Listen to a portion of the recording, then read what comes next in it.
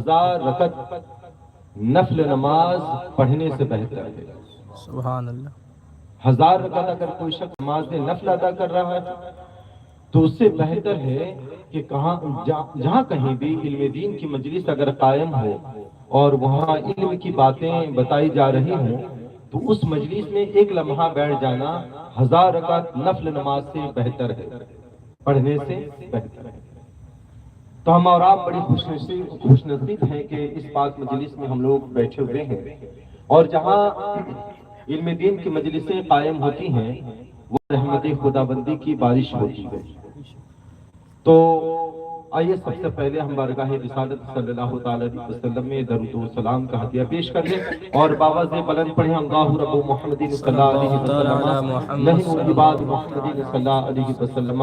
حصول برکت کی خاطر اور ایک مرتبہ پڑھ لیں اللہ رب محمد صلی اللہ علیہ وسلم نحن عباد محمد صلی اللہ علیہ وسلم۔ وقت کا خاص خیال رکھتے ہوئے میں چند باتیں آپ تک پہنچا دوں، بس ان باتوں سے میں اپنی تقریر کو ختم کروں گا جو ضروری باتیں ہیں، اور آج کے خاص پروگرام کے تعلق سے ان باتوں کو ہم آپ تک پہنچاؤں گا۔ حضرات، میں نے جس آیت کریمہ کو اپنا موضوع سخن بنایا، اللہ تعالیٰ ارشاد فرماتا ہے اقرأ بسم ربک الذی خلق۔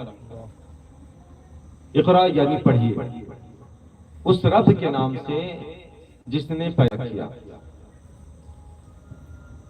تو سب سے پہلے میں بتا دوں اللہ تبارک و تعالیٰ نے قرآن کی جو سورتیں ہیں 114 سورتیں، اس میں سب سے پہلی سورت اور پہلی سورت کی پہلی آیت اور پہلی آیت کا پہلا ورڈ، پہلا لفظ، اور پہلا لفظ میں اللہ تبارک و تعالیٰ نے انسان کے ذہن کو متوجہ کرنے کے لیے فرمایا اقرأ یعنی پڑھ۔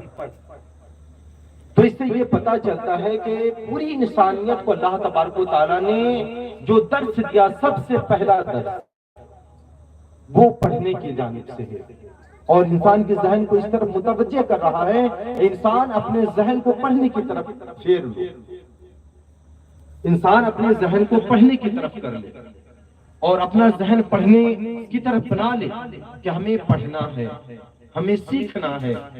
اللہ تعالیٰ خود اس بات کی ترغیب دیتا ہے کہ ہمیں پڑھنا چاہیے، ہمیں سیکھنا چاہیے، ہمیں سمجھنا چاہیے، اور بالخصوص کن باتوں کا درس ہمیں سمجھنا چاہیے، کن باتوں کو ہمیں سمجھنا چاہیے، کن باتوں کو ہمیں توجہ سے سننا چاہیے۔ ان باتوں کو سمجھنے کی طرف ہمیں ترغیب دی گئی جن چیزوں کے لیے ہمیں پیدا کیا گیا۔ وہ چیز کیا ہے؟ وَمَا خَلَقْتُ الْجِنَّ وَالْإِنسَ إِلَّا لِيَعْبُدُونِ، کہ ہم نے جن اور انسان کو پیدا نہیں کیا مگر اپنی عبادت کے لیے پیدا کیا ہے۔ اب اس طرف جب چشتیوں کی نظر پڑتی ہیں اور مفسرین کرام ارشاد فرماتے ہیں کہ وَمَا خَلَقْتُ الْجِنَّ وَالْإِنسَ إِلَّا لِيَعْبُدُونِ، اس کی تفسیر میں لیعبدون کی تفسیر میں فرماتے ہیں إِلَّا لِيَعْرِفُونَ، کہ ہم نے جن اور انسان کو پیدا نہیں کیا مگر اپنی معرفت کے لیے پیدا کیا ہے، اپنی پہچان کے لیے پیدا کیا ہے۔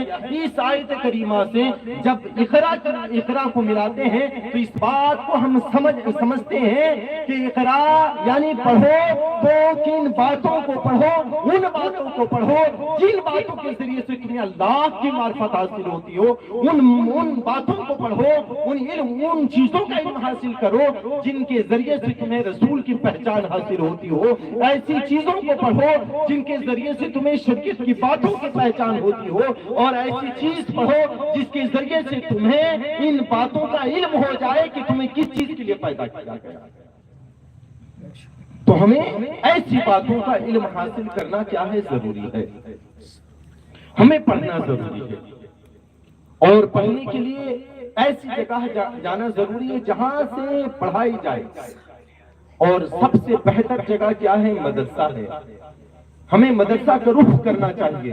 اگر ہم نے نہیں پڑھا تو ہم اپنے بچوں کو مدرسے میں داخلہ کرائیں تاکہ اس کے ذریعے سے ہمیں علم دین حاصل ہو جائے، علم دین کا نور ہمارے میں حاصل ہو جائے۔ اور حدیث پاک سماعت کرتے ہیں کہ نبی مخبر صادق صلی اللہ تعالی علیہ وسلم علم دین حاصل کرو، اپنے دل میں علم دین کا نور پیدا کرو، اور جو دل